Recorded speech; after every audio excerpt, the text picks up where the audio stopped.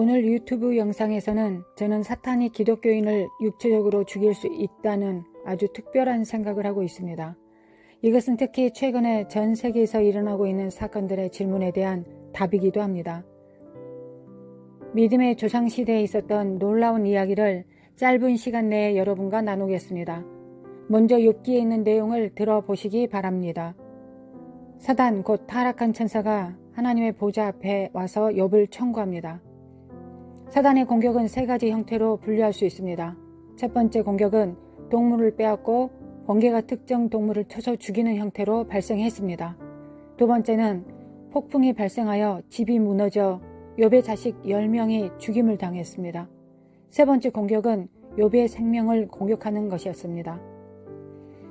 이것이 바로 중요한 지점인데 사탄이 욥을 공격할 수 없었던 이유입니다. 하나님께서 사탄에게 욥을 주의하여 보았는지 물어보셨을 때 사탄은 그렇다고 대답했습니다. 사탄은 욥의 소유물 주변을 두루 돌아다녔다는 것을 인정하였고 욥을 치려고 했지만 그 밖에 울타리가 있었다고 말했습니다. 저는 그 울타리가 시편 34편에 근거하여 천사들의 진영이었다고 믿습니다. 여호와의 천사가 주를 경외하는 자를 둘러 지인치고 그들을 건지시는도다. 하나님은 사탄이 보호하는 울타리를 보았다는 것을 아셨습니다. 그러나 욥은 자신을 보호하는 울타리가 있다는 것을 알지 못했습니다. 마귀의 참소로 인해 주님께서 울타리를 제거하실 때 폭풍과 그 집을 뚫고 무너졌고 양들도 쳤습니다. 유목민인 갈대아인과 사비아인들이 와서 그 소유의 모든 것을 훔치기 시작했습니다. 그리고 마침내 제가 2차 공격이라고 부르는 사탄의 공격이 들어왔습니다. 주님은 사탄에게 그가 내 손에 있는데 그의 생명은 해하지 말라고 하셨습니다. 사탄이 하나님 앞에서 물러나 욥을 쳐서 발바닥에서 정수리까지 종기가 나게 했습니다. 제가 말하고 싶은 것은 욥기 2장 6절에서 7절까지 해서 사탄이 욥에게 어떤 공격을 가하기 위해서는 하나님의 허락을 받아야 한다는 것입니다. 또한 사탄의 공격이 일어나기 전에 제거해야 하는 울타리가 존재한다는 것입니다. 그래서 사탄의 공격에 비추어 우리는 요한계시록 3장 10절에서 내가 나의 인내의 말씀을 지켰은즉 내가 또한 너를 지켜 시험의 때를 면하게 하리니 이는 장차 온 세상에 임하여 땅에 거하는 자들을 시험할 때라. 여기서 시험의 때라고 불리는 더 강렬한 것들이 때때로 일어나지만 이 두 가지 사실을 알고 있어야 합니다. 오직 주님의 직접적인 허락에 의해서만 일어날 수 있다는 것과 두 번째로 적이 삶에서 어떤 일도 하지 못하게 하는 울타리가 우리 주변에 있다는 것입니다.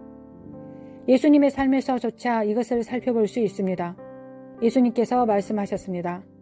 아무도 내 생명을 앗아갈 수 없으나 나는 그 생명을 잡을 수도 있고 내려놓을 수도 있는 권세가 있다고 말씀하셨습니다. 그의 때가 아직 이르지 않았다고도 말씀하셨습니다. 그들이 예수를 돌로 치려고 할 때 아직 그를 죽일 수 없었습니다. 왜냐하면 주님의 때, 즉 예수님이 죽으실 때가 아직 이르지 아니하였기 때문입니다. 그의 시간이 왔다고 기록했을 때 모든 것이 그리스도의 십자가에 못 박히기 위해 정렬되기 시작했습니다. 주님은 제자들에게 이것을 알리시고 기꺼이 받아들이겠노라고 말씀하셨습니다. 주님은 이 세상의 임금인 사탄이 오고 있지만 그와는 아무 상관이 없다고 하셨습니다. 예수님은 그의 제자들에게 자신이 죽을 것이지만 사탄은 내가 죽는 것과 아무 관련이 없으며 주님이 죽으시는 것은 하나님의 계획임을 알리셨습니다. 이제 기독교인들의 죽음에 관해서는 예수님께서 무엇이라고 말씀하셨는지 다시 정확하게 알아봅시다. 예수님께서 죽으셨지만 영원히 살아있으시며 사망과 지옥의 열쇠를 가졌다고 기록되어 있습니다. 곧 살아있는 자라 내가 전에 죽었었노라 볼지어다 이제 세세토록 살아있어 사망과 음부의 열쇠를 가졌노라. 사람들에게 사고의 형태로 일어나는 일이나 잘못된 시간에 잘못된 장소에 있었거나 자신을 돌보지 않고 그래서 아픈 채로 죽을 수도 있습니다. 그것은 그들이 제대로 운동을 하지 않았거나 먹지 않았거나 자신을 돌보지 않았기 때문에 그들 자신의 잘못일 수 있습니다. 당뇨병이나 심장 질환을 가지고 있고 필요한 도움을 받지 못했을 수도 있습니다. 우리는 전도서를 통해 알 수 있듯이 성경은 사람이 때가 되기 전에 죽을 수 있다고도 말합니다. 그래서 결국 사탄은 신자의 삶에 힘이나 권세를 가지고 있지 않습니다. 왜냐하면 기록되기를 예수님께서 사망과 지옥의 열쇠를 가지고 있으시다고 말씀하기 때문입니다. 이제 반대 질문을 해보겠습니다. 사탄은 육체적으로 믿지 않는 자를 죽일 수 있을까요? 흥미로운 이야기를 하나 해드리겠습니다. 제 아버지 프레드 스톤에게 볼 모건이라는 이복 형제가 있었습니다. 그 동생이 10대 시절 3년 반 동안 서부 버지니아의 탄광에서 일어난 부흥에서 아버지를 주님께로 전도했습니다. 교회에서 모건이 시험에 들게 되는 사건이 있었고 그는 교회를 떠나게 되었습니다. 그리고 모건은 40년 넘게 교회에 다시 다니지 않았습니다. 어느 날 저희 아버지는 트라우트맨 노스캐롤라이나에서 목회하실 때 갑자기 동생에 대한 큰 부담을 느끼셨습니다. 그리고 그는 모건이 위험에 처해 있다는 것을 강하게 느끼기 시작했고 그래서 다급히 기도하던 중에 환상을 보았습니다. 그 환상에서 본 것은 차량 앞좌석에 있던 2명이 죽었고 그중 1명은 목이 잘린 채로 죽어있는 모습을 보았습니다. 그래서 아버지께서는 더 기도를 했는데 기도 중에 주님께서 실제로 환상으로 아버지께 보여주셨습니다. 동생 모건이 오늘 사고로 죽게 될 것이라고 말씀하셨습니다. 아버지는 교회로 곧장 달려가셨습니다. 어머니 후아니타에게 기도하러 갈 것이니 앞으로 몇 시간 동안 아버지를 찾지 말라고 그리고 방해하지 말아달라고 부탁을 하고 가셨습니다. 아버지는 먼저 동생 모건에게 전화를 걸었지만 연결이 되지 않았고 모건이 차를 타고 어디론가 가고 있다는 사실만 알게 되었습니다. 아버지는 하나님께 동생을 살려주시길 기도하셨습니다.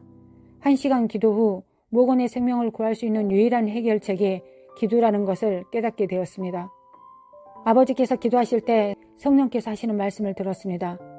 내 아들 예수 그리스도의 피의 보호인 신성한 울타리 아래 있지 않는 사람을 보호하라. 하나님께서 말씀하셨습니다. 아버지는 그가 모건을 말씀하시는 줄을 알고 있었고 그가 하나님을 떠나 죄 속에 살고 있다는 것을 알았기 때문에 매우 슬퍼하셨습니다. 그는 참된 신자들이 가지고 있는 보호의 울타리가 없었기 때문에 아버지는 30분 넘게 부르짖고 기도했습니다. 하나님, 저를 주님께로 인도한 동생을 오늘 죽지 않게 해주십시오. 만약 그가 기도 시작 30분 전에 이미 죽었다면 그리스도를 믿지 않고 죽게 될 것입니다. 그는 하나님께 호소하였습니다. 주님께서는 내 아버지에게 다시 말씀하셨습니다. 내가 버지니아 북부에서 너와 항상 함께 있는 천사에 대한 환상을 너에게 보여주었었다. 기억하고 있느냐? 내가 나와 맺은 언약 때문에 그 천사를 필요로 할 때 요청하면 된다. 천사에게 너의 동생 모건의 목숨을 지켜달라고 말하라고 하셨습니다. 그때 모건은 트럭을 운전하는 친구가 있었고 그날 늦게 모건이 아버지 전화를 받았을 때 그와 통화하게 되었습니다. 프레드, 내가 그 트럭을 운전하고 있었는데 갑자기 작은 가게 앞에 차를 세웠어요.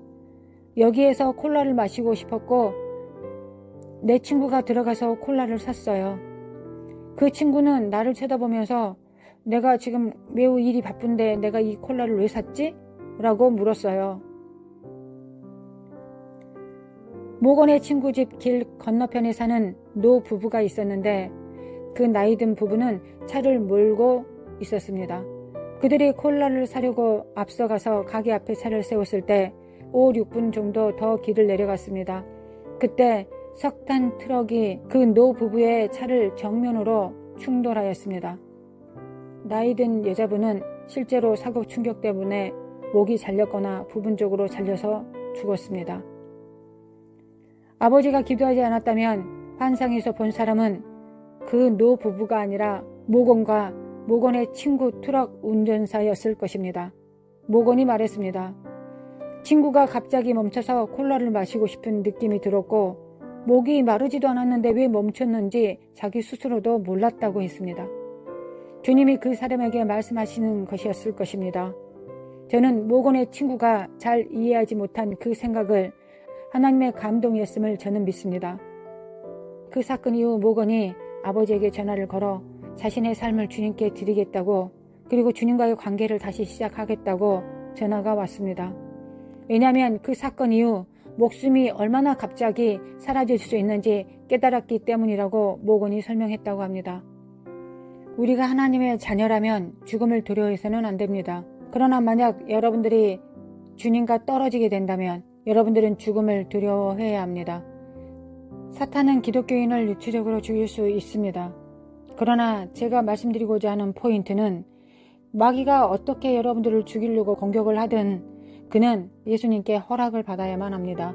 왜냐하면 사망과 지옥의 열쇠를 가지고 계신 분은 주님이시기 때문에 그렇습니다. 그래서 우리는 죽음을 두려워하지 않고 정복해야 합니다. 요한계시록에는 어린 양의 피와 증거하는 말로 사단을 이기고 죽기까지 자기 생명을 사랑하지 아니하는 무리가 있다고 기록되어 있습니다. 기독교인들은 영생을 얻었기 때문에 죽음을 두려워하지 않습니다. 그러나 당신이 예수님을 영접하지 않았거나 예수님을 멀리 떠나 있는 자라면 저는 여러분들을 격려해 드리고 싶습니다. 당신은 죽기 전에 예수님을 영접하고 예수님이 당신의 삶을, 당신의 마음을, 당신의 영혼을 터치해 주시기를 요청해야 합니다. 그리고 저는 여러분들을 위해 기도합니다.